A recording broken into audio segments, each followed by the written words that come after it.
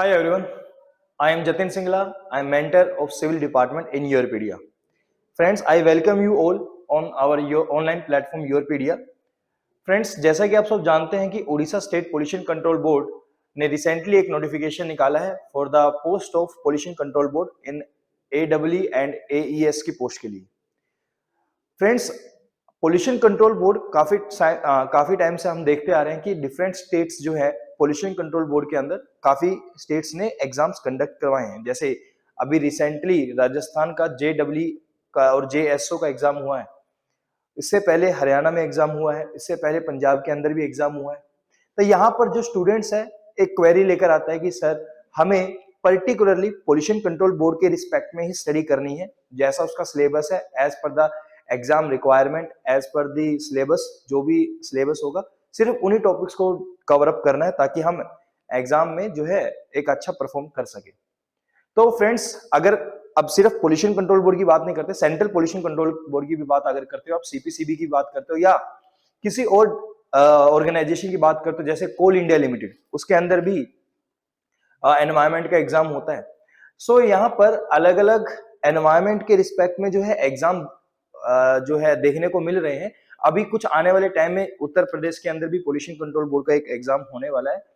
सो यहाँ पर अब आपके माइंड में कंफ्यूजन ये रहेगी कि सर हमें पर्टिकुलरली सिर्फ पोल्यूशन कंट्रोल बोर्ड के लिए ही प्रिपरेशंस करनी है। तो friends, you all know that yourpedia is the only platform जो आपकी यहाँ पर हेल्प करता है। योरपीडिया जो प्लेटफॉर्म है आपको एनवायरमेंट से रिलेटेड जितना भी मॉड्यूल है, यहाँ पर एनवायरमेंट से रिलेटेड जो भी आपको कवरेज करनी है सिलेबस की, हम लोग यहाँ पर प्रोवाइड करते हैं। अगर मैं उड़ीसा स्टेट की बात करता हूँ फ्रेंड्स, उड़ीसा स्टेट के लिए हमारे जो मॉड्यूल है ऑलरेडी लॉन्च हो चुके हैं। यहाँ पर AEE का भी बैच लॉन्च हो चुका है और AES का भी बैच लॉन्च हो चुका है और उसमें क्लासेस भी पैरेलली चल रही हैं। इसमें वाटर पोल्यूशन का टॉपिक भी अब स्टार्ट हो चुका है और इसमें एयर पोल्यूशन का टॉपिक भी, उसके भी आई थिंक 10 से 12 लेक्चर्स हो चुके हैं। और यहाँ पर अलग अगर बात करें हाइड्रोलिक मशीन्स का जो टॉपिक है वो भी स्टार्ट हो चुका है और उसमें उसके भी कुछ लेक्चर्स हो चुके हैं और एनवायरमेंट इकोलॉजी के, एनवायरमेंटल मैनेजमेंट के, ये सब जो है पैरेलली क्लासेस चल रही हैं। अभी भी फ्रेंड्स काफी ज्यादा डिले नहीं हुआ है। जो स्टूडेंट्स हमारे साथ ज्वाइन हो चुके हैं वो तो पैरेलली प्रिपरेशन कर ही रहे हैं, बट अगर आप अभी भी डिले करते हो तो सिलेबस काफी ज्यादा हो जाएगा फिर। इसलिए अभी आपके पास मौका है, अभी भी आप हमारे साथ ज्वाइन हो सकते हैं और ज्यादा क्लासेस नहीं हुई हैं तो आप गिवन टाइम में इजीली उसको कवर कर दोगे। बट अगर आप यहाँ पर भी डिले करते हो, 10 से 15 दिन का और डिले करते हो, तो आपके पास लोड जो होगा फिर वो ज्यादा हो जाएगा। इसीलिए बेटर यही है कि आप अभी से जो है मॉड्यूल परचेज कर लीजिएगा और प्रिपरेशन आपने स्टार्ट कर लीजिएगा। मॉड्यूल से रिलेटेड जो भी आपके डाउट्स होंगे, जो भी आपकी क्वेरी है, तो डायरेक्टली आप इंस्टीट्यूट में कॉल कर सकते हैं। जो भी आपकी क्वेरी होगी तो आपकी क्वेरी को रिवर्ट दिया जाएगा।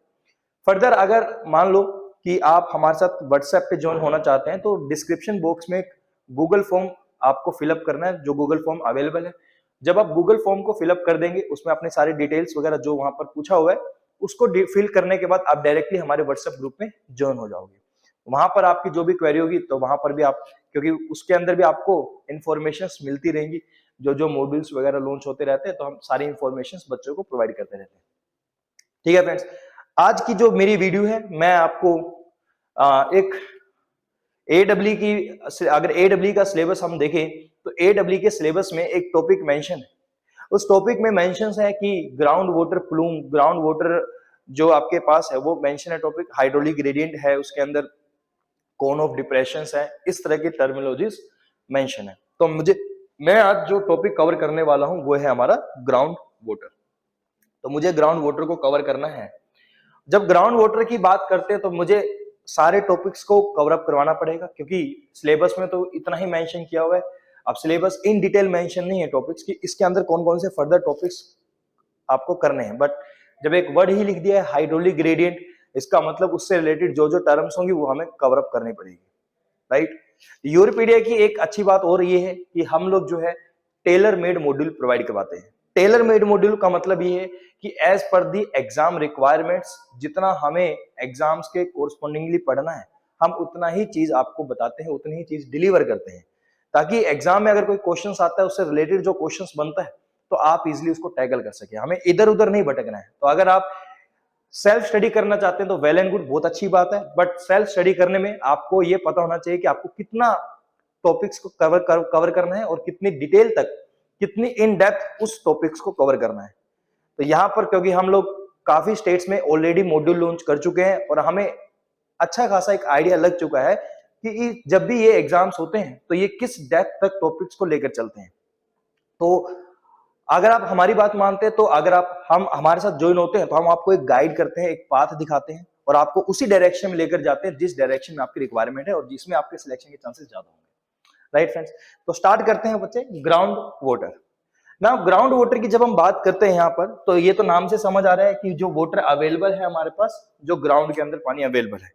जब हम सोर्सेस की बात करते हैं तो हमारे पास डिफरेंट सोर्सेज होते हैं माय फ्रेंड। डिफरेंट सोर्सेज की हमारे पास सरफेस सोर्सेज भी होंगे, जैसे एग्जांपल रिवर्स प्रेजेंट है हमारे पास, डैम है, कोई पॉन्ड है, कोई लेक है, तो ये सरफेस सोर्सेज है हमारे पास। अगर हम सब सरफेस सोर्स की बात करते हैं तो उसमें ग्राउंड वाटर हमारे पास है, जो कि जनरली एक्विफर्स हम जिसको बोलते हैं टेक्निकली। अगर मुझे किसी कम्युनिटी के अंदर पानी की सप्लाई करनी है तो कम्युनिटी के अंदर पानी की सप्लाई करने के लिए मुझे सोर्स चाहिए होगा, तो सोर्स मेरे पास सरफेस सोर्स भी अवेलेबल होता है और सब सरफेस सोर्स भी अवेलेबल होता है। अभी हमारी कहानी जो रहेगी सिर्फ सब सरफेस सोर्स को लेकर रहेगी, तो उसी की डिस्कशन करने वाले हैं। तो ग्राउंड वाटर की अगर बात करें तो पहला क्वेश्चन माइंड में ये आता है कि सर ग्राउंड के नीचे जो पानी की अवेलेबिलिटी है वो कहां कहां पर है। हम अगर ग्राउंड में एक्सकवेशन करते हैं, अगर मैं आपको बोलता हूं कि ये सोइल है या एक सरफेस आपको दिख रहा है, अर्थ की क्रस्ट है, और आप यहां पर एक्सकवेशन करना शुरू कर दो, तो जब आप एक्सकवेशन करते जाएंगे तो आपको अलग अलग डेप्थ पर पानी देखने को मिलता है। तो ये जो वाटर की अवेलेबिलिटी आपको अलग अलग डेप्थ पर देखने को मिलती है, ये कौन कौन सा पानी है और कौन से पानी को हम यूटिलाइज कर सकते हैं, उसके बारे में थोड़ा सा बेसिक डिस्कशन करते हैं पहले, ताकि टॉपिक्स की अंडरस्टैंडिंग हमें क्लियर रहे।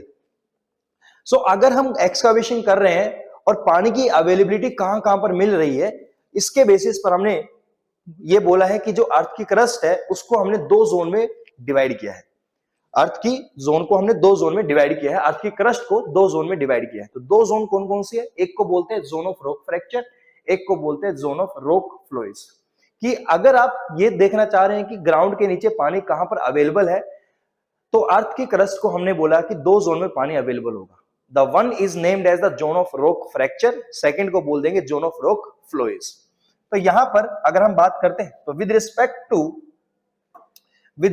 To existence of the water at different depth in subsurface regions, earth crust can be divided into various zones, namely zone of rock fracture and zone of rock flowage. कि पानी की availability कहां पर होगी, इसके लिए हमने इसको दो जोन में डिवाइड किया। अब ये sir zone of rock fracture जो होता है ये क्या होता है और जोन ऑफ रॉक फ्लोइज का क्या मतलब है, इसको समझते हैं। अगर मैं आपको एक डायग्रामेटिकली बताऊं यहां पर, तो ये डायग्राम यहां पर बना हुआ है। इस डायग्राम को अगर मैं आपको यहां पर बताऊं तो मैं थोड़ा सा यहां पर आपको क्लियर करके दिखा देता हूं, फिर मैं आपको डायग्राम से भी समझा देता हूं। तो होता क्या है बच्चे, अगर मैं यहां पर बनाता हूं डायग्राम तो देखिएगा कि ये हमारी एक ग्राउंड सरफेस है, this is the ground surface. तो ये क्या है, ग्राउंड सरफेस रहेगा, तो ये ग्राउंड सरफेस है, राइट। और इस ग्राउंड सरफेस पे जो है कुछ वेजिटेशंस वगैरह आप ग्रो करा सकते हैं। तो यहाँ पर ये वेजिटेशंस वगैरह यहाँ पर ग्रो हो रही है, ये इसकी रूट्स है, तो ये इसकी रूट्स हैं, दीज आर द रूट्स। तो ग्राउंड सरफेस के नीचे अगर हम एक्सकवेशन कर रहे हैं तो हमें पानी की अवेलेबिलिटी कहां कहां पर देखने को मिल रही है, तो हमने बोला कि दो जोन होंगे, दो जोन होंगी जहां जहां पर हमें पानी की अवेलेबिलिटी देखने को मिलती है। और वो जो दो जोन है उसको हम यहाँ पर बता रहे हैं, डिफाइन कर रहे हैं।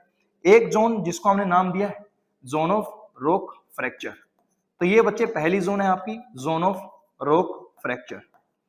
This zone of rock fracture की अगर बात करते हैं, यहाँ पे रॉक का मतलब सोइल से ही होगा, यहाँ पर रॉक हम सोइल की ही बात कर रहे हैं, टेक्निकली सोइल को ही रॉक बोल रहे हैं। तो अर्थ की क्रस्ट के नीचे जो सोइल है अगर आप एक्सकवेशन करेंगे तो एक तो होगी जोन ऑफ रॉक फ्रैक्चर, और सेकंड जोन जो होती है इसको बोलते हैं zone of rock flowage,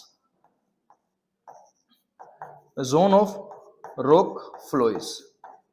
this is the zone of rock flowage, ये सेकंड जोन आपकी है। अब आप बोलोगे कि सर इस डायग्राम में जो आपने डायग्राम बनाया है यहां से ये समझ आ रहा है कि sir zone of rock fracture की थिकनेस ज्यादा है और जोन ऑफ रॉक फ्लोइज की थिकनेस कम है, पर ऐसा नहीं है माय फ्रेंड, ऐसा नहीं है।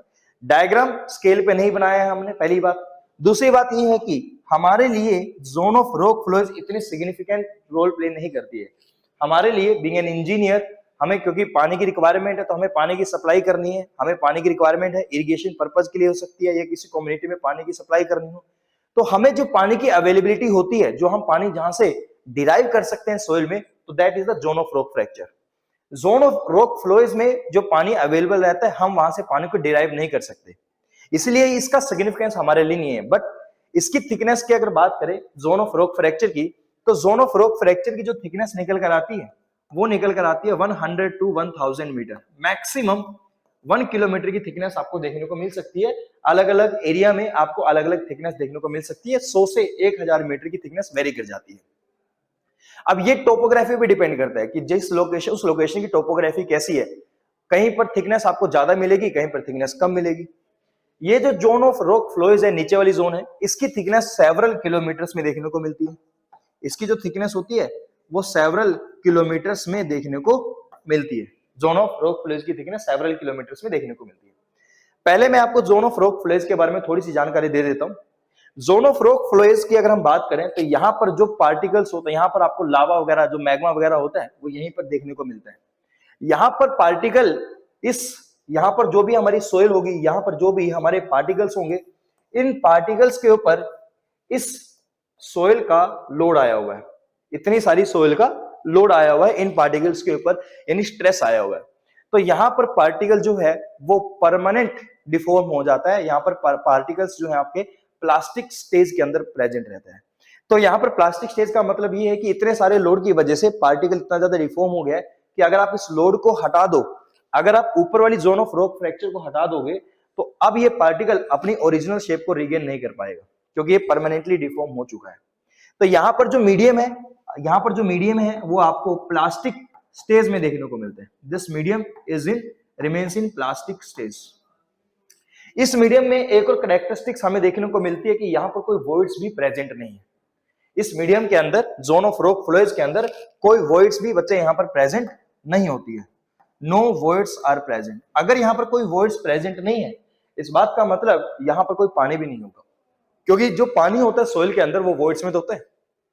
अगर हम बात करते हैं कि सोइल के अंदर पानी प्रेजेंट है और हम उस पानी को यूटिलाइज करना चाह रहे हैं, तो वो पानी सोइल की वॉइड्स में प्रेजेंट होगा। अब मैं सोइल के स्ट्रक्चर के अंदर भी पानी होता है, that is named as the internal water.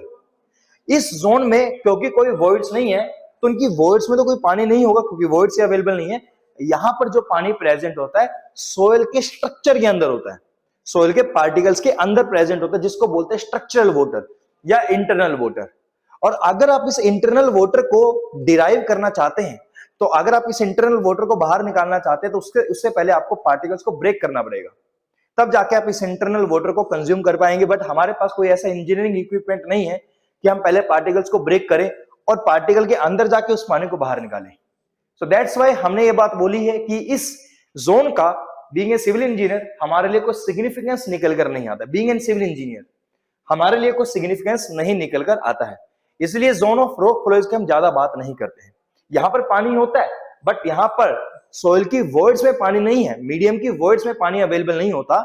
यहां तो मीडियम के अंदर, जिसको स्ट्रक्चरल वाटर बोलते हैं, वहां पर पानी अवेलेबल होता है। इसलिए जोन ऑफ रॉक फ्लोज को हम बोल सकते हैं दिस इज द जोन जहां पर पानी तो मिलता है बट उसके पार्टिकल्स के अंदर मिलता है। इसको इंटरनल वाटर जोन या स्ट्रक्चरल वाटर जोन से बोला जाता है। इसका एक नाम है जो हम यहां पर लिख देते हैं, that named as internal water zone या structural water zone. Internal water zone slash structural water zone, structural water zone. तो इसको हम बोल देते हैं इंटरनल वाटर जोन या स्ट्रक्चरल वाटर जोन। तो जोन ऑफ रॉक फ्लोज में दो तीन बातें आपको ध्यान रखनी है एग्जाम के पॉइंट ऑफ व्यू से। First point, zone of rock flows की थिकनेस सेवरल किलोमीटर्स में होती है। Second point, zone of rock flows के अंदर जो पानी अवेलेबल होता है वो उसके पार्टिकल्स के अंदर होता है, जिसको स्ट्रक्चरल वाटर या इंटरनल वाटर बोलते हैं। तो आप इसको बोल सकते हैं this is the internal water zone या स्ट्रक्चरल वाटर जोन। तीसरा पॉइंट, इस मीडियम में कोई भी वॉइड्स प्रेजेंट नहीं होती है। फोर्थ पॉइंट, यहां पर मीडियम प्लास्टिक स्टेज में होता है, क्योंकि मीडियम परमानेंटली डिफॉर्म हो जाता है, तो प्लास्टिक स्टेज में मीडियम यहां पर देखने को मिलेगा। अब क्योंकि हमारे लिए इसका सिग्निफिकेंस ज्यादा नहीं है, रीजन मैंने आपको बताया, क्योंकि हमें पानी की रिक्वायरमेंट है, तो हम यहां से पानी को डिराइव नहीं कर सकते। तो हम जब ग्राउंड में से पानी को बाहर निकालते हैं तो कौन सी जोन में से निकाल रहे होते हैं, तो हम जब ग्राउंड में से पानी निकालते हैं तो यहाँ पर हम लोग जोन ऑफ रॉक फ्रैक्चर में से निकाल रहे होते हैं। This zone of rock fracture, इसमें से हम पानी को डिराइव कर रहे होते हैं। क्लियर है? अब जब जोन ऑफ रॉक फ्रैक्चर की बात करें, अगर हम जोन ऑफ रॉक फ्रैक्चर की बात करें, अब ध्यान से सुनना इस चीज को, जोन ऑफ रॉक फ्रैक्चर के अंदर पानी किस किस फॉर्म में मिलता है और कहां कहां मिलता है वो देखिएगा। जोन ऑफ रॉक फ्रैक्चर को भी हमने फर्दर डिवाइड किया है दो जोन के अंदर। ये जो जोन ऑफ रॉक फ्रैक्चर है इसको भी हमने डिवाइड किया दो जोन के अंदर। इसमें ग्राउंड सरफेस से लेकर यहां तक, इस जोन को हम नाम दे रहे हैं जोन ऑफ एरेशन। इसको हम बोल देते हैं जोन ऑफ एरेशन। और यहां से लेकर और यहां तक इस जोन को बोला जाता है जोन ऑफ सैचुरेशन। इसको बोला जाता है जोन ऑफ सैचुरेशन, राइट। अगर इसके अंदर बात करें तो यहां पर जो है this is your ground water table. तो यहां पर आपकी होती है ग्राउंड वाटर टेबल। तो यहां पर जो पानी है, यहां पर जो पानी प्रेजेंट है, और बच्चे ध्यान दीजिएगा, कई बार बच्चे क्या समझ लेते हैं कि सर क्या यहाँ पर सिर्फ और सिर्फ पानी है, क्या सिर्फ पानी ही पानी है, यहाँ पर कुछ और नहीं है, मतलब सॉलिड पार्टिकल्स नहीं है। तो मैं क्या बोलूंगा कि यस, सॉलिड पार्टिकल भी है। मैंने अभी बताया कि पानी होने के लिए पानी किस में प्रेजेंट होता है, सोइल की वॉइड्स में प्रेजेंट होता है। तो यहाँ पर सोइल है और सोइल की जो वॉइड्स है उसके अंदर पानी की अवेलेबिलिटी है। सिर्फ पानी, और पानी तो आपको ओशंस में, रिवर में देखने को मिलता है ना बच्चे। उसके नीचे अगर आप जाओगे, ग्राउंड वाटर की जब बात करते हैं तो उसके अंदर सोइल है और सोइल की जो वॉइड्स है उसके अंदर पानी प्रेजेंट है। बात समझ आ रही है? तो यहाँ पर सोइल के पार्टिकल्स भी होंगे और उसकी जो वॉइड्स है उसके अंदर पानी प्रेजेंट है, क्योंकि ये वो जोन है जिसमें सोइल की वॉइड्स 100% फिल हो गई है पानी के साथ। यहां पर इस जोन के अंदर जो सोइल की वॉइड्स होती हैं वो 100% फिल हो गई है पानी के साथ। इसलिए इस जोन में डिग्री ऑफ सैचुरेशन जो निकल कर आता है वो निकल कर आता है 1। इस जोन के लिए जो डिग्री ऑफ सैचुरेशन निकल कर आता है वो कितना निकल कर आता है? 1। मैंने क्या वर्ड बोला? Degree of saturation. Degree of saturation जो वर्ड है वो क्या होता है? जब हम डिग्री ऑफ सैचुरेशन की बात करते हैं, सोइल की टर्म है, इसको हम कैसे डिफाइन करते हैं? It is defined as the ratio of volume of water to the volume of voids, और इसको परसेंटेज में बच्चे बताया जाता है। ये होता है डिग्री ऑफ सैचुरेशन, कि सोइल की जो वॉइड्स है, मीडियम की जो वॉइड्स है, उसकी वॉइड्स में कितना पानी प्रेजेंट है। अगर मीडियम की वॉइड्स सारी की सारी पानी के साथ फिल है तो न्यूमरेटर और डिनोमिनेटर दोनों की वैल्यू सेम हो जाएगी। जितना वॉल्यूम ऑफ वॉइड्स उतना ही वॉल्यूम ऑफ वाटर। अगर वॉइड सारी की सारी पानी के साथ फिल है तो डिग्री ऑफ सैचुरेशन 100% हो जाएगा। अगर सोइल की वॉइड्स में बिल्कुल भी पानी नहीं है तो वॉल्यूम ऑफ वाटर 0, तो 0 by volume of voids, answer 0 आएगा, तो डिग्री ऑफ सैचुरेशन 0 रहेगा। तो अगर डिग्री ऑफ सैचुरेशन सोइल का 0 है, मतलब सोइल के अंदर कोई भी पानी नहीं है, तो ऐसी सोइल को बोल देते हैं ड्राई सोइल। बट अगर सोइल की वॉइड्स पूरी तरह से पानी के साथ फिल है, ऐसी सोइल के लिए डिग्री ऑफ सैचुरेशन कितना आएगा? 100% आएगा। तो यहां पर जो ये हमारा ग्राउंड वाटर टेबल है, basically this is our ground water table. तो जोन ऑफ फ्रैक्चर के अंदर, जोन ऑफ रॉक फ्रैक्चर के अंदर यहां पर जोन ऑफ रॉक फ्लोज के ऊपर आपको ये ग्राउंड वाटर टेबल देखने को मिलती है। ये ग्राउंड वाटर आपको देखने को मिलता है। इसको क्या नाम देते हैं? इसका नाम अगर मैं आपको बताऊं तो आप नाम से भी समझ सकते हैं। इस मीडियम के अंदर जो वॉइड्स है, इस मीडियम के अंदर जो पानी है वो फ्रीली मूव कर सकता है। इस मीडियम के अंदर जो पानी है वो फ्रीली मूव कर सकता है। इसको हम ग्राउंड वाटर बोलते हैं, क्योंकि ग्राउंड में पाया जाता है, क्योंकि अंडरग्राउंड वाटर है, सब सरफेस वाटर है, इसको ग्राउंड वाटर बोला जाता है। क्योंकि इस मीडियम में पानी फ्रीली मूव कर सकता है वेट की वजह से, ग्रेविटी की वजह से, इसलिए इसको ग्रेविटी वाटर जोन भी बोला जाता है। इसको एक और नाम है इसका, ग्रेविटी वाटर जोन।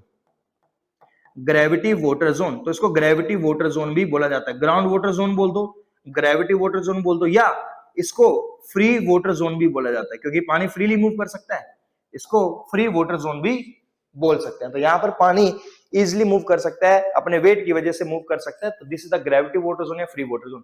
बच्चा एग्जाम में दरअसल क्या होता है कि आपको कंफ्यूज करने के लिए, आपको ट्रैप करने के लिए एग्जाम में कई तरह के नोमेनक्लेचर यूज कर लेता है। ये बोल देगा कि इनमें से कौन, अगर क्वेश्चन कई बार ये पूछ लेता है कि फ्री वाटर जोन इसमें से कौन सी जोन में देखने को मिलेगा, जोन ऑफ रॉक फ्रैक्चर में, जोन ऑफ रॉक फ्लोज में, दोनों में या दोनों में नहीं। तो फ्री वाटर जोन किसको बोलते हैं हमें ये समझ आना चाहिए। अगर हमें पता है कि free water zone ground water को ही बोलते हैं या ग्रेविटी वाटर जोन एक ही मतलब है, ठीक है, तो हमें कौन सी जोन में मिलेगा? जोन ऑफ रॉक फ्रैक्चर में मिलेगा। और जोन ऑफ रॉक फ्रैक्चर में भी कौन सी जोन में मिलता है? जोन ऑफ सैचुरेशन के अंदर। व्हाई वी से जोन ऑफ सैचुरेशन? क्योंकि यहां पर डिग्री ऑफ सैचुरेशन कितना है? 1 है। यहां पर डिग्री ऑफ सैचुरेशन कितना है? 1, इसलिए हमने इसको नाम दे दिया जोन ऑफ सैचुरेशन, राइट। तो जोन ऑफ सैचुरेशन को अगर हमें डिफाइन करना तो हम ये बोल सकते हैं कि ग्राउंड वाटर टेबल, कि इसका जो अपर लेवल है जहां पे हमारी वाटर टेबल है, इसको बोलते हैं ग्राउंड वाटर टेबल। तो ग्राउंड वाटर टेबल से लेकर जो इंटरनल वाटर जोन का टॉप सरफेस है, तो इस जोन को बोला गया है जोन ऑफ सैचुरेशन। यहाँ पर डिग्री ऑफ सैचुरेशन 1 होती है। क्यों? पहली बात मैंने ये बोली थी कि जोन ऑफ रॉक फ्लोज में मीडियम प्लास्टिक स्टेज में रहता है। इस जोन ऑफ रॉक फ्रैक्चर के अंदर जो मीडियम होता है वो इलास्टिक फेज में रहता है। यहां पर जो मीडियम होता है वो इलास्टिक स्टेज में रहेगा। मतलब क्या हुआ कि अगर आप ऊपर वाली सोइल को हटा दोगे तो मीडियम जो है रीगेन कर जाता है अपने ओरिजिनल पोजीशन को, इतना ज्यादा लोड नहीं आता है। तो ये इलास्टिक जोन में रहता है जनरली यहाँ पर मीडियम। अब आगे की कहानी सुनिएगा। अब इस ग्राउंड वाटर टेबल के ऊपर ये देखने को मिलता है कि जब ग्राउंड वाटर टेबल जहां पर है, इसका जो अपर लेवल है यहाँ पर, इसके ऊपर पानी राइज करना शुरू कर देता है। इसके ऊपर पानी राइज करना शुरू कर देता है, दिस वन। तो इसके ऊपर पानी राइज करना शुरू कर दे रहा है। तो यहां पर जब पानी राइज कर रहा है तो these are the basically capillary fringes. इसको क्या बोलते हैं? कैपिलरी फ्रिंजेस बोलते हैं, क्योंकि पानी सर राइज करके ऊपर जा रहा है, इसको क्या बोल रहे हैं? कैपिलरी फ्रिंजेस बोल देते हैं। ये जो कैपिलरी फ्रिंजेस है, तो बेसिकली यहाँ पर कैपिलरी एक्शन चलता है कि ग्राउंड वाटर टेबल के ऊपर पानी राइज कर रहा है, किस फिनोमेना के बेसिस पर? कैपिलरी फिनोमेना यहाँ पर होता है। अब कैपिलरी फिनोमेना किस वजह से होता है? कोहेशन, एडहेशन, सरफेस टेंशन, इन सब की वजह से हमें कैपिलरी फिनोमेना देखने को मिलता है। तो यहाँ पर सोइल है और सोइल के पार्टिकल्स के बीच में, सोइल के पार्टिकल्स क्या कर रहे हैं? बेसिकली पानी को ऊपर की तरफ खींच रहे होते हैं। तो यहाँ पर पानी वर्टिकली मूव कर रहा होता है, ऊपर की तरफ पानी की मूवमेंट देखने को मिलती है। तो इस वाली जोन में भी डिग्री ऑफ सैचुरेशन 1 आता है, क्योंकि यहाँ पर भी सारी की सारी वर्ड्स पानी के साथ फिल हो चुकी है। तो ये भी डिग्री ऑफ सैचुरेशन 1 है, ये भी डिग्री ऑफ सैचुरेशन 1 है। बस फर्क इतना है, फर्क इतना है फ्रेंड्स, यहाँ पर जो पानी है, यहाँ पर जो पानी है ग्राउंड वाटर टेबल के ऊपर जो पानी है, यहाँ पर पार्टिकल्स ने पानी को होल्ड करके रखा हुआ है, अपने पास पकड़ कर रखा हुआ है पानी ने, पार्टिकल्स ने पानी को। इसको बोलते हैं कैपिलरी वाटर, क्योंकि यहाँ पर कैपिलरी फिनोमिना है।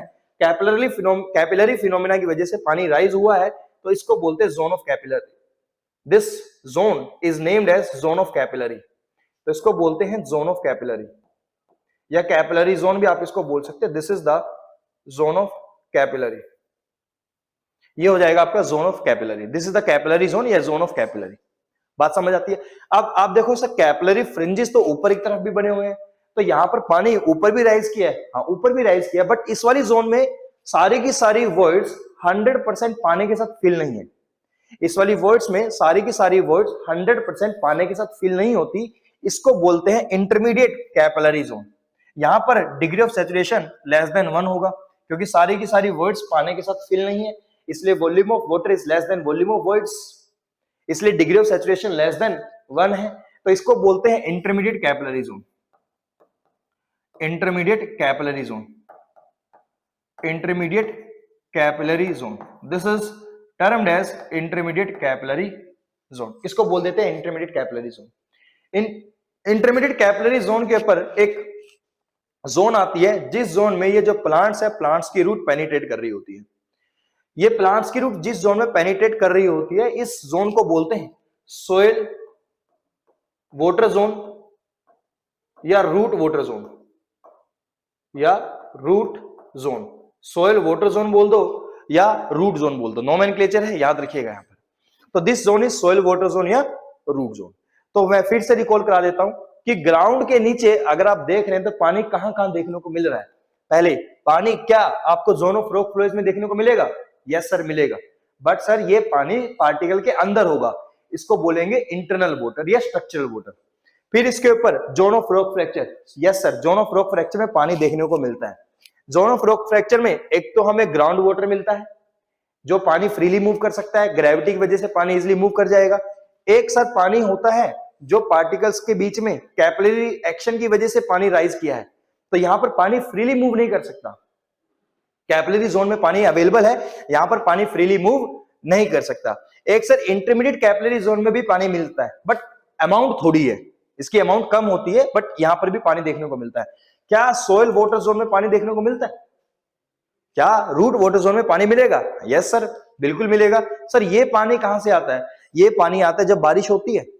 अगर बारिश हुई है तो बारिश की वजह से इनफिल्ट्रेशन होगा कि जो भी पानी सरफेस पर है वो सरफेस की पानी, जो सरफेस वाला पानी है वो नीचे सोइल में मूव करता है। This process is infiltration, the movement of the water from the surface into the soil इसको बोल देते हैं इनफिल्ट्रेशन। तो पानी इनफिल्ट्रेट करता है, और जब पानी इनफिल्ट्रेट करता है, जब ये पानी इनफिल्ट्रेट करेगा तो यहां पर होता क्या है कि पानी इनफिल्ट्रेट करके नीचे की तरफ मूव करेगा, और जब पानी नीचे की तरफ मूव करेगा तो कुछ certain portion of infiltration water, यहाँ की जो सोइल होती है, यहाँ पे जो सोइल होती है रूट वाटर जोन में, तो सोइल क्या करती है, by physical force of attraction कुछ पानी को अपने पास होल्ड करके रख लेती है।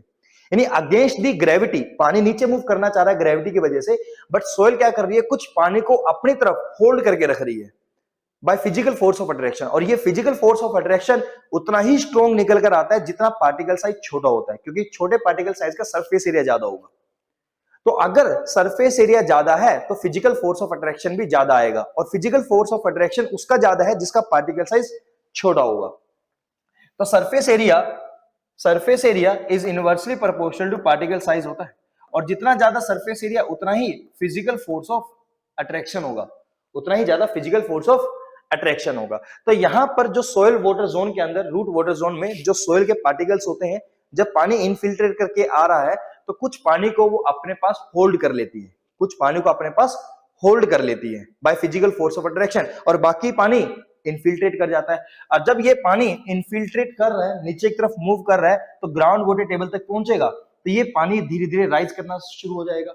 यानी ग्राउंड वाटर टेबल रिचार्ज हो रहा है, आपका ग्राउंड वाटर टेबल राइज करना शुरू कर देता है। तो ग्राउंड वाटर टेबल राइज करना शुरू कर देगा, ग्राउंड वाटर टेबल राइज करना शुरू कर देगा। बात समझ आ रही है आप लोगों को? तो हमें पानी जोन ऑफ रॉक फ्लोज में भी मिलता है, यस। हमें पानी जोन ऑफ रॉक फ्रैक्चर में मिलता है, यस। हमें दोनों जोन में पानी मिलता है। Now my question is this, आप कौन सी जोन में से पानी को निकाल सकते हैं, जोन ऑफ रॉक फ्रैक्चर या जोन ऑफ रॉक फ्लोज? आप बोलोगे sir zone of rock fracture, क्योंकि sir zone of rock flows में तो पानी कहां पर प्रेजेंट है, पार्टिकल्स के अंदर प्रेजेंट है, तो यहां से तो हम पानी को विड्रॉ नहीं कर सकते। यानी अगर हम ग्राउंड वाटर को यूटिलाइज कर रहे हैं किसी फील्ड में, जैसे मान लो आप एग्रीकल्चर कर रहे हो, आपने ट्यूबवेल वगैरह लगाए, तो ट्यूबवेल में से जो पानी आ रहा है वो कहां से आ रहा होगा, वो पानी ग्राउंड में से कहां से आ रहा है, कौन सी जोन में से पानी आ रहा होगा, जोन ऑफ रॉक फ्रैक्चर में से।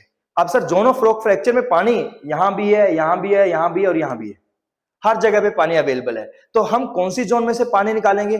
Now my question to you, कि अगर आपको ऑप्शन दिया जाए कि आप जोन ऑफ रॉक फ्रैक्चर में से पानी निकालो, आप जोन ऑफ रॉक फ्रैक्चर में से पानी निकालो, तो आप कौन सी जोन में से पानी को विड्रॉ कर सकते हो?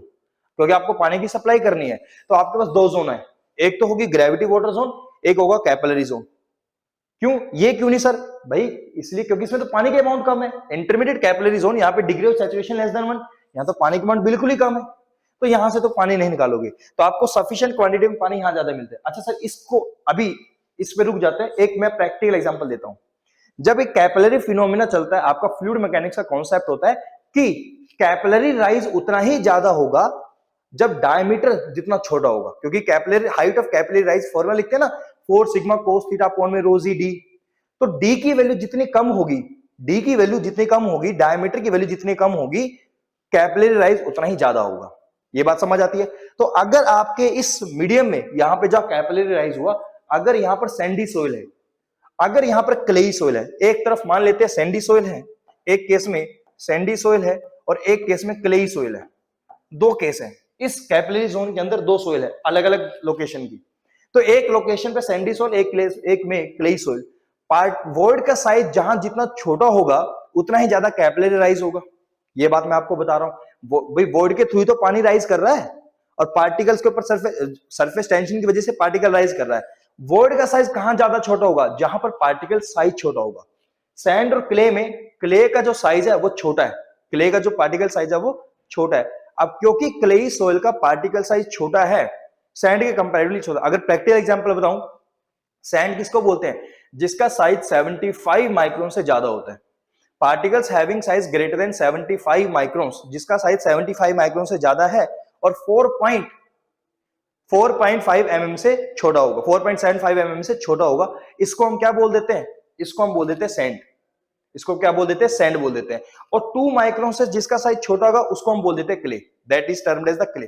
तो जहां पर क्लेई सोइल है वहां पर पार्टिकल साइज उतना ही छोटा होगा, तो यहां पर पार्टिकल साइज बहुत छोटा है। अगर पार्टिकल का साइज छोटा है तो वॉइड का साइज भी छोटा निकल कर आएगा।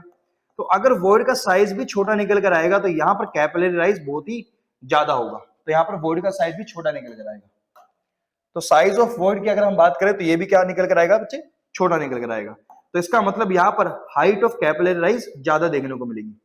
तो जितनी फाइन क्ले होगी उसमें मैक्सिमम कैपिलरी राइज आता है। प्रैक्टिकल वैल्यू अगर मैं बताऊं तो मैक्सिमम कैपिलरी राइज ऑब्जर्व हुआ 30 मीटर तक फाइन क्ले के अंदर मैक्सिमम कैपिलरी राइज 30 मीटर तक हो सकता है, 30 मीटर तक।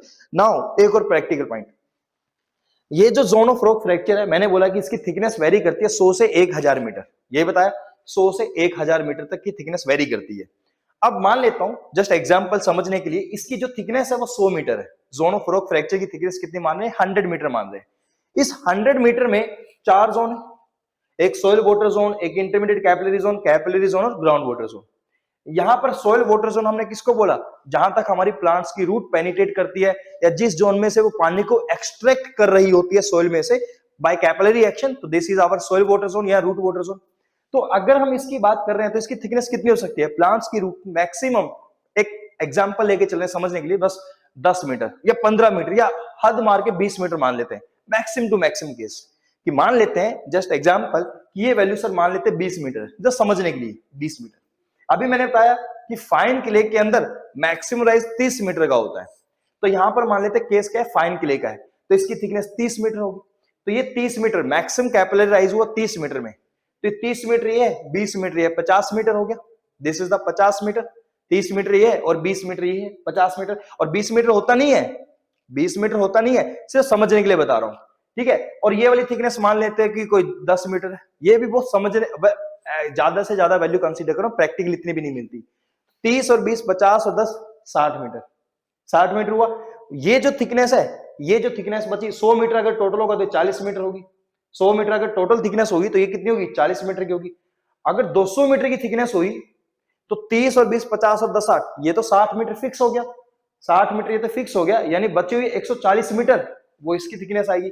अगर जोन ऑफ रॉक फ्रैक्चर की थिकनेस 1000 मीटर है, 1000 मीटर है, तो 60 मीटर तो फिक्स है, इससे ज्यादा तो वैल्यू नहीं हो सकती, ये भी हमने मैक्सिमम वैल्यू ली है। तो पूरी 1000 मीटर में ये 60 मीटर माइनस कर दो, यानी 940 मीटर, तो ग्राउंड वाटर टेबल की जो थिकनेस आएगी वो 940 मीटर आएगी। कहने का मतलब जोन ऑफ रॉक फ्रैक्चर में सबसे ज्यादा पानी कहां अवेलेबल होगा, इस ग्राउंड वाटर में। तो अगर मैं आपको ऑप्शन दे रहा हूं कि अगर आप सोइल में से पानी को बाहर निकालना चाहते हैं तो आप कहां से पानी को निकालेंगे, जोन ऑफ रॉक फ्रैक्चर। और इस जोन ऑफ रॉक फ्रैक्चर में भी कौन सी जोन में से, ग्राउंड वाटर में से। रीजन बीइंग क्योंकि यहां पर पानी की अवेलेबिलिटी ज्यादा है। क्लियर है पॉइंट। सेकंड ऑप्शन, अगर मैं आपको ऑप्शन दूं कि सर कैपिलरी जोन और इंटरमीडिएट कैपिलरी जोन, ये दो जोन है, इन दोनों जोन में से कहां पे पानी को बाहर डिराइव कर सकते हो, आप बोलोगे कैपिलरी जोन। रीजन ऑब्वियस है क्योंकि यहां पर पानी की अवेलेबिलिटी ज्यादा है। अगर मैं आपको ये ऑप्शन दूं कि ग्राउंड वाटर टेबल और कैपिलरी जोन में आप किसमें से पानी को बाहर निकालोगे, आपने आंसर दे दिया कि सर ग्राउंड वाटर टेबल में पानी ज्यादा है, बट मैं अगर यहां पर पानी की अवेलेबिलिटी की ज्यादा की बात नहीं कर रहा हूं, सपोज दैट, एक टेक्निकली वे में भी और समझ लेते हैं। तो अगर हमें इन दोनों में चूज करना पड़े, हमेशा ग्राउंड वाटर टेबल को ही चूज करेंगे। रीजन भी क्योंकि ग्राउंड वाटर टेबल में पानी फ्री मूव कर सकता है, फ्रीली मूव कर सकता है, बट कैपिलरी वाटर जोन में पानी फ्रीली मूव नहीं कर सकता क्योंकि वहां पर कैपिलरी एक्शन हुआ है और पानी जो है पार्टिकल्स के बीच में कॉन्टैक्ट फॉर्म में है।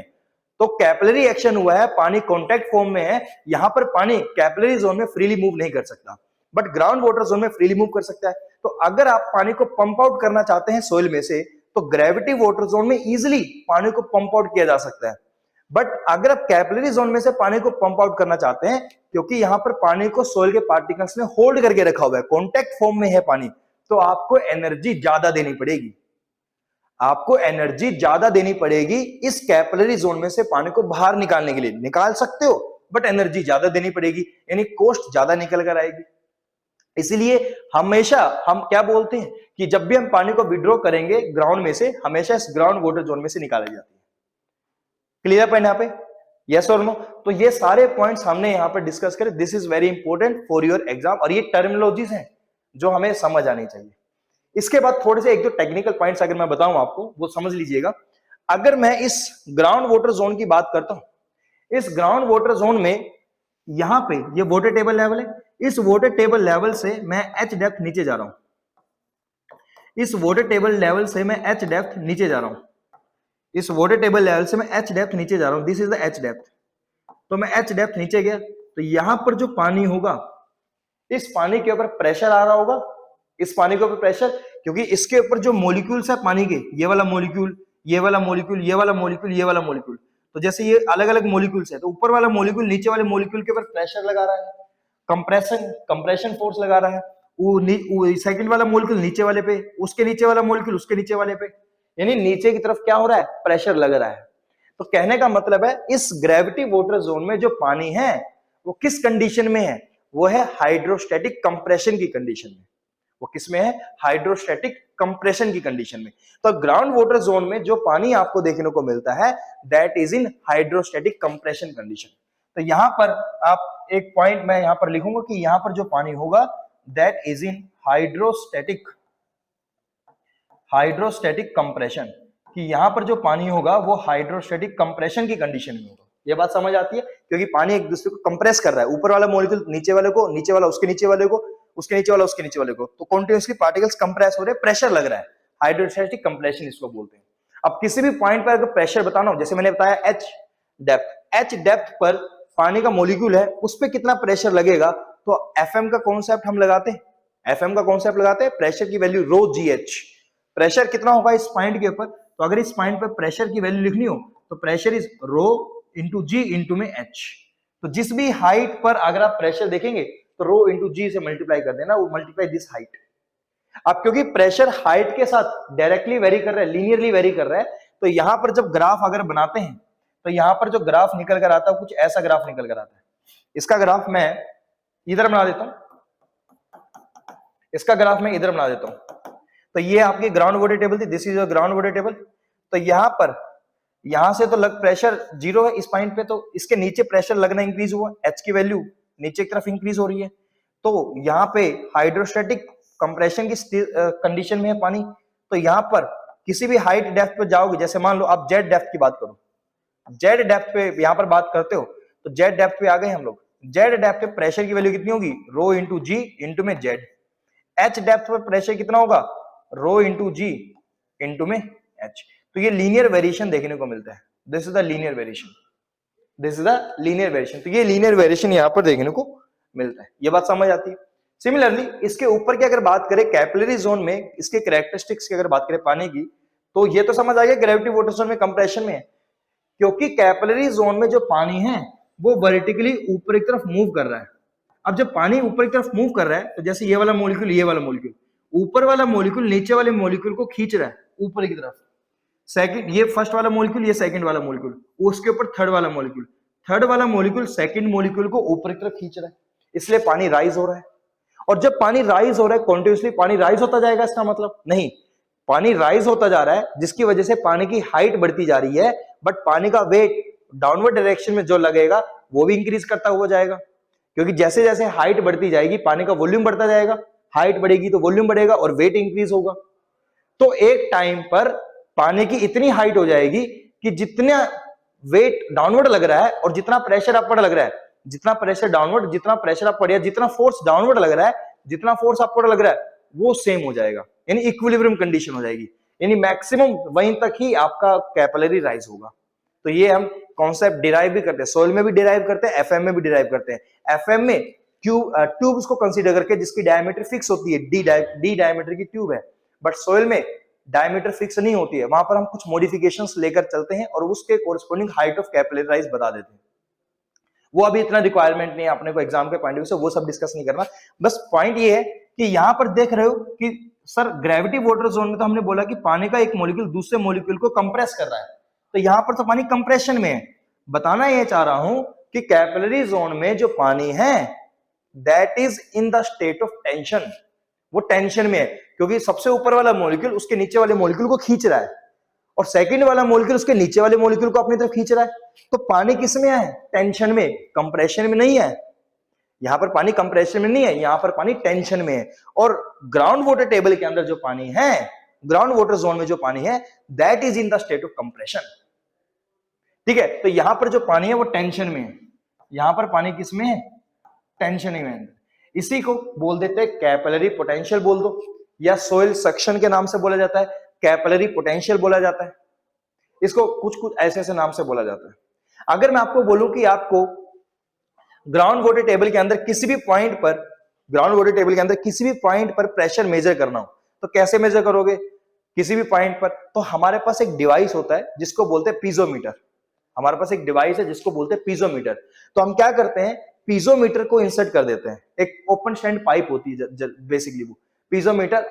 तो पीजोमीटर क्या है, एक पाइप है, उस पाइप को उस पॉइंट पे जाके लगा देंगे जहां पर हमें प्रेशर की रिक्वायरमेंट होगी। तो उस पॉइंट पर हमने पीजोमीटर रख दिया। अब पीजोमीटर में पानी का लेवल राइज करना शुरू कर देता है। तो पीजोमीटर में जब पानी का लेवल राइज करेगा तो जिस भी हाइट तक पानी का लेवल हुआ, तो जहां पर आपने पीजोमीटर को लगाया उस पॉइंट से जहां तक पानी का लेवल आया उसको बोल देते हैं pressure head. That is the pressure head. उस प्रेशर हेड को गामा प्रेशर हेड यानी एच, उसको गामा डब्ल्यू से मल्टीप्लाई कर देते हैं, यानी रो जी से मल्टीप्लाई कर देते हैं, हमें उस पॉइंट का प्रेशर मिल जाता है। तो कहना ये चाह रहा हूं कि ग्राउंड वाटर जोन के अंदर, ग्राउंड वाटर जोन के अंदर अगर आप किसी भी पॉइंट पे प्रेशर निकालना चाहते हो तो आप यहां पर पीजोमीटर की हेल्प से प्रेशर बता सकते हैं। यहां पर अगर आप कैपिलरी जोन में ये कैलकुलेट करना चाहते हैं कि सर कितना कैपिलरी टेंशन हुआ है, कैपिलरी पोटेंशियल कितना है, सोइल सक्शन कितना हुआ है, इसके लिए हम यूज करते हैं टेंशियोमीटर। इसके लिए क्या यूज करते हैं, टेंशियोमीटर। यहां पर ये टर्म्स है, ये थोड़ा ध्यान रखिएगा इन चीजों का। इसके लिए यूज किया जाता है टेंशियोमीटर। अभी आगे हम थोड़ा सा क्वेश्चन भी डिस्कस कर लेंगे तो आपको सारी टर्म समझ भी आ जाएंगे। This is a tensiometer. तो यहां तक की कहानी मेरे ख्याल से आपको समझ आ गई होगी कि ये पॉइंट्स हमने जो जो डिस्कस करें। अब मैं इसी चीज को यहां से पीडीएफ से मैं क्लियर कर देता हूं जो जो हमने यहां पर डिस्कशन किया है। देखो फर्स्ट पॉइंट हमने ये बताया है कि यहां पर with respect to the existence of water, कि पानी कहां कहां एग्जिस्ट करता है, इसके रिस्पेक्ट में हमने बोला कि दो जोन है जहां पर पानी पाया जाएगा, zone of rock fracture, zone of rock flowage, दोनों के अंदर पानी पाया जाता है। यहां पर आप देख पाते हैं कि ये जो इंटरनल वाटर जोन है इसी को क्या बोला है हमने, zone of rock flowage. Very good, zone of rock flowage, इसको बोलते हैं जोन ऑफ रॉक फ्लोइज। और इसके ऊपर जो है जोन ऑफ रॉक फ्रैक्चर, और ये जो जोन ऑफ रॉक फ्रैक्चर है इसको दो जोन में डिवाइड किया, zone of saturation, zone of aeration. इस जोन ऑफ एरेशन के अंदर देखो यहां पे लिखा था मैंने, ये देखो दिस वन, कि ये जोन ऑफ सैचुरेशन है और ये जोन ऑफ एरेशन। इस जोन ऑफ एरेशन के अंदर तीन जोन है, capillary zone, intermediate capillary zone और सोइल या रूट वाटर जोन। यहां पर जो सोइल या रूट वाटर जोन है और जो आपकी इंटरमीडिएट कैपिलरी जोन है, इसके अंदर degree of saturation less than 1 मिल रहा है। इसके अंदर degree of saturation less than 1 मिल रहा है। इसको एक और नाम से भी बोला जाता है, that is known as the unsaturated zone. इसको हम क्या बोल सकते हैं, अनसैचुरेटेड जोन भी बोल सकते हैं। तो this is also termed as, also named as unsaturated zone. Unsaturated zone, या इसका एक और नाम होता है वाडोस जोन, या इसको एक और नाम से बोला जाता है वाडोस जोन। अनसैचुरेटेड क्योंकि डिग्री ऑफ सैचुरेशन 100% नहीं है तो इसको अनसैचुरेटेड जोन भी बोल सकते हैं, या इसका एक और नाम होता है वाडोस जोन। अब कई बारी क्वेश्चंस में क्या बोलता है कि वो जोन ऑफ एरेशन को ही वाडोस जोन लेकर चलता है। अब जब जोन ऑफ एरेशन की बात हो रही है तो जोन ऑफ एरेशन में तो कैपिलरी जोन भी आ रहा है, बट कैपिलरी जोन में डिग्री ऑफ सैचुरेशन 100% होता है, ये अनसैचुरेशन तो नहीं है यहां पर। तो कई बारी क्वेश्चंस के हिसाब से हमें आंसर देना होता है। अगर आपके क्वेश्चंस में ये मेंशन है कि वाडोस जोन किसको बोलेंगे, this plus this, this plus this plus this, तो आप आंसर दोगे इन दोनों का, क्योंकि इन दोनों में degree of saturation less than 1 है, इन दोनों में degree of saturation less than 1 है। बट अगर ये ऑप्शन में नहीं है और तीनों का कॉम्बिनेशन है तो आप तीनों के कॉम्बिनेशन को बोल सकते हैं this is the Wados zone. तो बेसिकली अनसैचुरेटेड जोन या वाडोस जोन की हम यहां पर बात कर रहे हैं, तो आपको ये चीज समझ आनी चाहिए। जैसे अब यहां पर देखते हैं कि यहां पर हमने बताया कि जोन ऑफ, ये आपका ग्राउंड वाटर, देखो यहां पर साफ साफ दिख रहा है कि सर जोन ऑफ सैचुरेशन की थिकनेस काफी ज्यादा होती है और जोन ऑफ एरेशन की थिकनेस कम होती है। जोन ऑफ एरेशन में 3 zone, capillary zone, intermediate zone और सोइल वाटर जोन, ये सारी चीजें मैंने आपको यही चीज बताई आपको। जोन ऑफ रॉक फ्रैक्चर की पहले बात करते हैं, तो जोन ऑफ रॉक फ्रैक्चर में क्या रहता है, तो जोन ऑफ रॉक फ्रैक्चर की अगर हम यहां पर बात करें तो in this zone voids are present. Zone of rock fracture में 2 zone, zone of saturation, zone of aeration. Zone of aeration में फर्दर 3 जोन। तो जोन ऑफ रॉक फ्रैक्चर में मीडियम इलास्टिक स्टेज में रहेगा और यहाँ वॉइड्स प्रेजेंट होती है और यहाँ पर पानी सोल की वॉइड्स में पाया जाता है। तो here voids are present in the rock in which water is stored. अब वॉइड्स प्रेजेंट है और कितना पानी स्टोर होगा ये डिपेंड करता है मीडियम की प्रॉपर्टी। कौन सी, कि मीडियम के पास कितना वॉल्यूम ऑफ वॉइड्स है। अगर मीडियम के पास ज्यादा अमाउंट में वॉल्यूम ऑफ वॉइड्स है तो इसका मतलब वो ज्यादा पानी को स्टोर कर सकता है। इसका मतलब वो ज्यादा पानी को होल्ड कर सकता है, ज्यादा पानी को स्टोर कर सकता है, और उस प्रॉपर्टी को बोल देते हैं टेक्निकली पोरोसिटी। उसको क्या बोल देते हैं? पोरोसिटी। पोरोसिटी एक प्रॉपर्टी निकल कर आती है मीडियम की, जो हमें बताती है कि मीडियम के अंदर वॉल्यूम ऑफ वॉइड्स कितना है। अगर पोरोसिटी ज्यादा है तो मीडियम का वॉल्यूम ऑफ वॉइड्स भी ज्यादा है।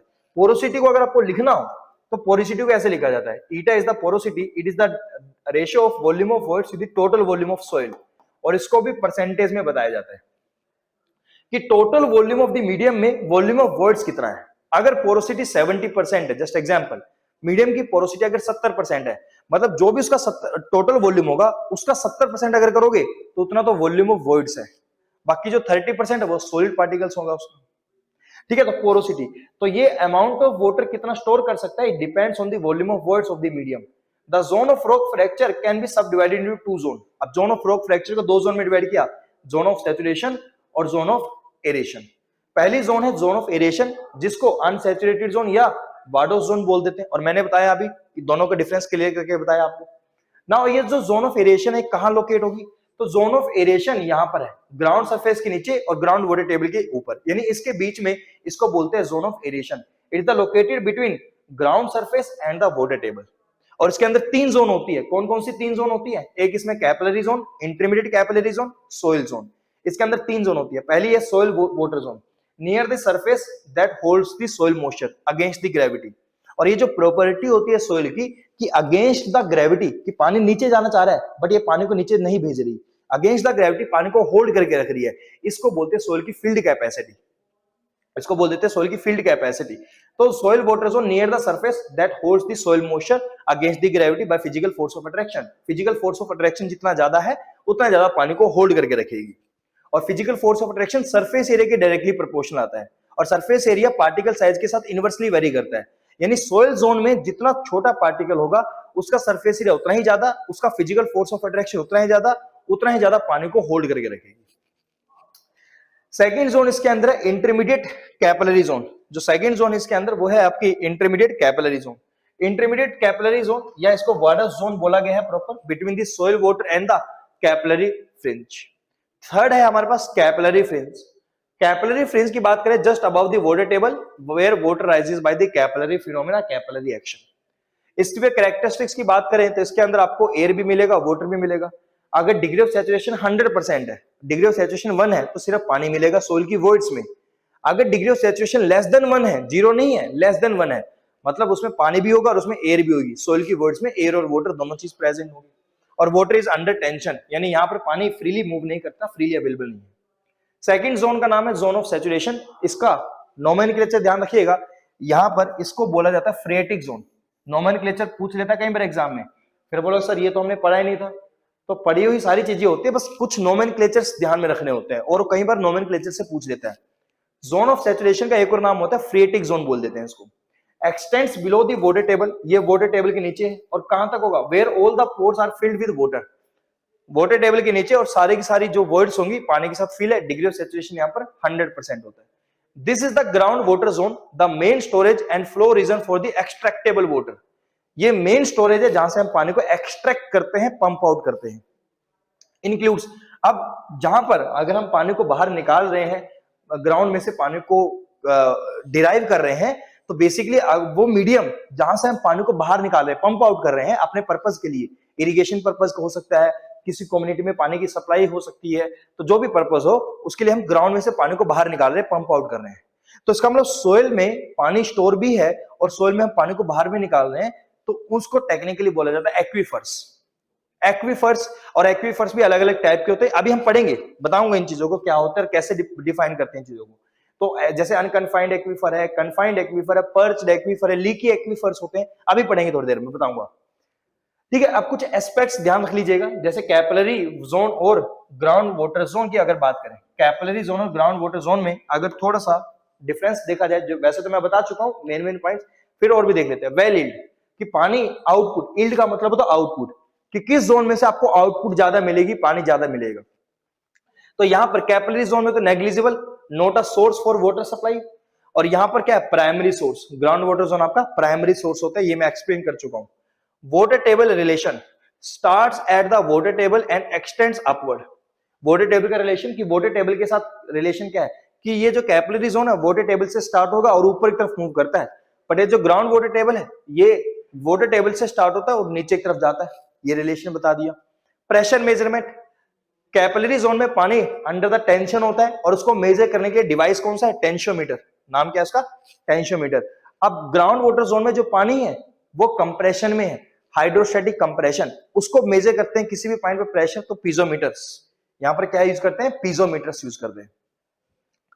फिर है हमारे पास कंटेमिनेशन रिस्क। कंटेमिनेशन रिस्क क्या है? मतलब क्या है कि किस जोन में आपको कंटेमिनेशन ज्यादा देखने को मिल सकता है, कंटेमिनेशन रिस्क। अगर हम बात करें ग्राउंड वाटर की, अगर हम बात करें, देखो इसमें कैपिलरी वाटर की, can act as a wick for contaminants from the surface directly impacted by pollutant transport in a saturated flow.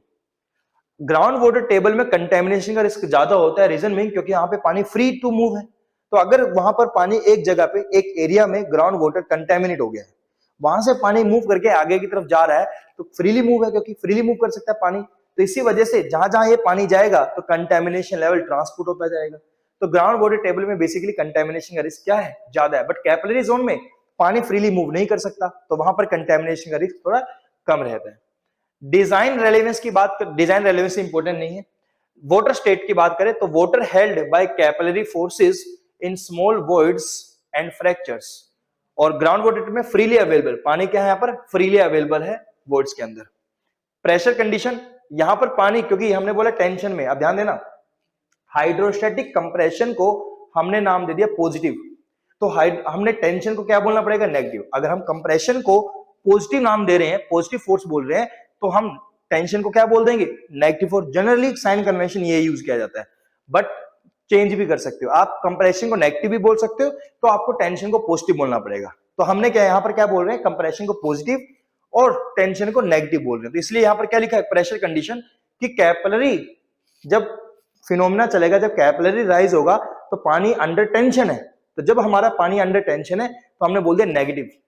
तो यहां पर negative pressure, under negative pressure in tension या suction below the atmospheric pressure, और यहां पर under positive pressure है, यहां पर पानी क्या है? पॉजिटिव प्रेशर है, हाइड्रोस्टैटिक प्रेशर एट और above the atmospheric pressure. Movability, move slowly upward, और यहां पर अंडर ग्रेविटी मूव करता है पानी प्रेशर डिफरेंस की वजह से। इसमें डार्सी लॉ चलता है जो आप आगे डिस्कस करेंगे, राइट। तो ये कुछ इसमें टर्म्स। एक्सट्रैक्टेबिलिटी, किसमें से पानी इजिली एक्सट्रैक्ट कर सकते हो? Can not be extracted by the conventional wells available only to the plants. तो जो कैपिलरी रूट होता है, जनरली कैपिलरी वाटर होता है प्लांट्स वगैरह के लिए रहता है, बट यहां पर ग्राउंड वाटर हम वेल्स बनाकर, स्प्रिंग्स वगैरह जो होते हैं हमारे पास, जो बोर होल्स करते हैं ट्यूबवेल्स वगैरह के लिए, तो वहां से पानी को पंप आउट कर सकते हैं। थिकनेस की बात करें तो depends on the soil texture, capillary zone, और ये एक्वीफर्स के ऊपर डिपेंड करता है। एक्वीफर्स की थिकनेस टाइप कौन सा है, कौन सा टाइप का एक्वीफर है, जियोलॉजी कंडीशन यानी वहां की टोपोग्राफी कैसी है, राइट। अब सेकंड जोन थी zone of rock flows. In this zone voids are generally absent, इस जोन में वॉइड्स नहीं होती, मीडियम प्लास्टिक स्टेज में होता है, and rocks remains in the state of plastic flow, यहाँ पर प्लास्टिक फ्लो रहता है। Water present in this zone is known as the internal water, तो इसको इंटरनल वाटर जोन बोला जाता है, that is termed as the internal water zone, right. इसको हम नाम दे देते हैं इंटरनल वाटर जोन। सो मैं आपको कुछ क्वेश्चंस यहां पर बता देता हूं, जितना डिस्कशन हुआ है, कि कुछ क्वेश्चंस देख लेते हैं। नीचे हमारे पास क्वेश्चंस हैं।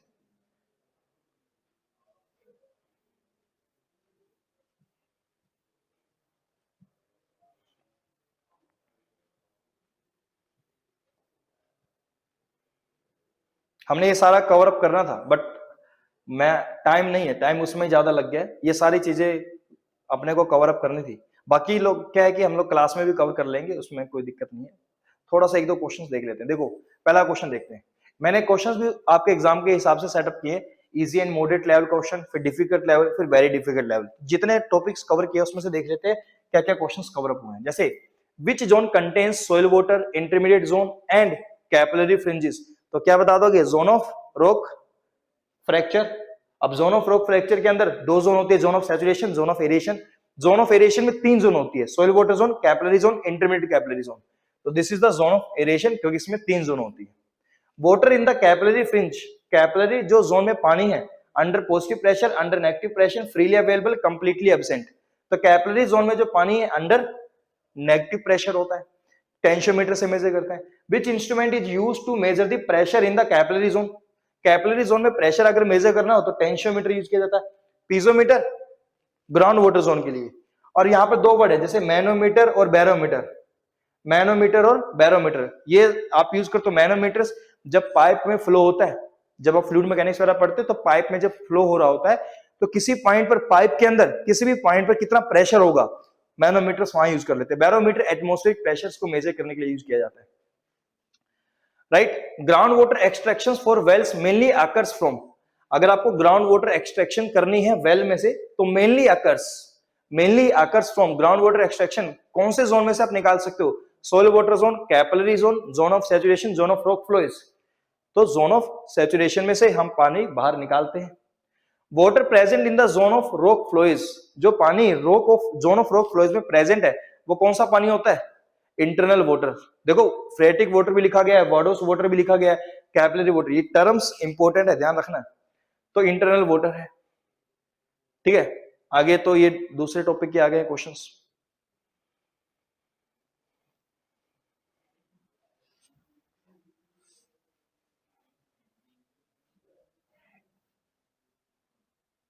देखो ये क्वेश्चन डिफिकल्ट लेवल का क्वेश्चन, एक दो डिफिकल्ट लेवल क्वेश्चन की बात करें अगर हम, which statement is not correct regarding the capillary fringe, कौन सी स्टेटमेंट यहां पर करेक्ट नहीं है regarding the capillary fringe? First point, water is under negative pressure, ये तो सही है, नेगेटिव प्रेशर होता है, टेंशियोमीटर से मेजर करते हैं। Water can be extracted by conventional wells, ये गलत हो गया। ये स्टेटमेंट तो सही है ना, this is the true statement. ये स्टेटमेंट क्या है? फॉल्स। क्यों? वेल्स से पानी कभी भी कैपिलरी जोन में से नहीं निकाल सकते, ये जनरली पानी प्लांट्स वगैरह के लिए रहता है, कैपिलराइज ऊपर चलता है, तो यहां से वेल में से तो पानी हम नहीं निकाल सकते। ये वेल वगैरह किस डेप्थ तक पेनिट्रेट करते हैं? जहां तक आपका एक्वीफर्स होते हैं, यानी जहां तक आपका ग्राउंड वाटर जोन होती है वहां तक हम पेनिट्रेशन करवाते हैं, ठीक है। वेल भी अलग अलग टाइप के, ओपन वेल, ट्यूब वेल, ये आगे चलकर पढ़ेंगे हम लोग। Thickness depends on soil texture, अभी डिस्कस किया था, प्रॉपर्टीज में बताया था कि इसकी थिकनेस डिपेंड करती है सॉइल टेक्सचर में, true. Act as a pathway for contamination migration, act as a pathway for contamination migration. अब देखो act as a pathway for contaminant migration, अब दोनों को अगर कंपेयर करना तो इसकी जो ट्रांसमिशन जो निकल कर आती है कम निकल कर आती है, कंपेयर अगर करें।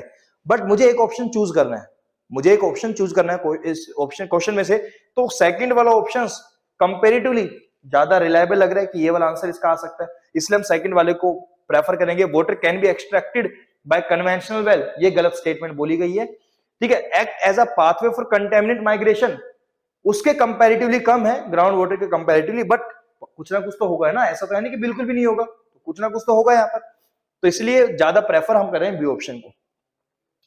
विच zone plays no role in ground water yield, but अच्छा ये आगे पढ़ेंगे, अच्छा नहीं देख लो ये तो है ही है। Which zone plays an no role in ground water yield, yield का मतलब आउटपुट, जिसमें से पानी बाहर निकाल सकते हैं, कौन सी जोन ऐसी है which zone plays no role in ground water yield but significantly affects the agriculture, agriculture को अफेक्ट कर जाती है, उसका ग्राउंड वाटर इल्ड में कोई ज्यादा नहीं। कैपिलरी जोन, कौन सी जोन होगी? कैपिलरी जोन होगी।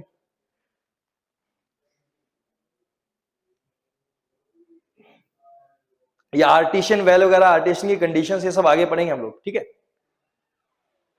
अभी टाइम नहीं है तो, नहीं तो हम आगे अभी भी डिस्कस कर सकते थे। नहीं, वेरी डिफिकल्ट क्वेश्चन में इस टॉपिक से क्वेश्चन नहीं है, ये आगे वाले टॉपिक से क्वेश्चन है यहाँ पर, तो हम इसको आगे डिस्कस करेंगे। चलो कोई, तो फ्रेंड्स यहाँ पर मैं अपनी जो है वीडियो को कंप्लीट करता हूँ। तो यहाँ तक हमने कवर किया है, और यहाँ तक आपने जो भी आपके डाउट्स, अगर आपको किसी पॉइंट में कोई टॉपिक नहीं समझ आया तो आप कमेंट कर सकते हैं, आपके कमेंट का आंसर दिया जाएगा। अगर आपको मॉड्यूल से रिलेटेड कोई जानकारी चाहिए, क्वेरी हो आपकी, तो आप डायरेक्टली इंस्टीट्यूट में कॉल कर सकते हैं, और डिस्क्रिप्शन बॉक्स में जो गूगल फॉर्म है उसको फिल जरूर कर लीजिएगा। जैसे आप उसको फिल करोगे तो हमारे व्हाट्सएप ग्रुप में ज्वाइन हो जाओगे, ठीक है। बाकी हमारे साथ जुड़े रहेगा और प्रिपरेशंस करते रहेगा। Okay, all the best for everyone.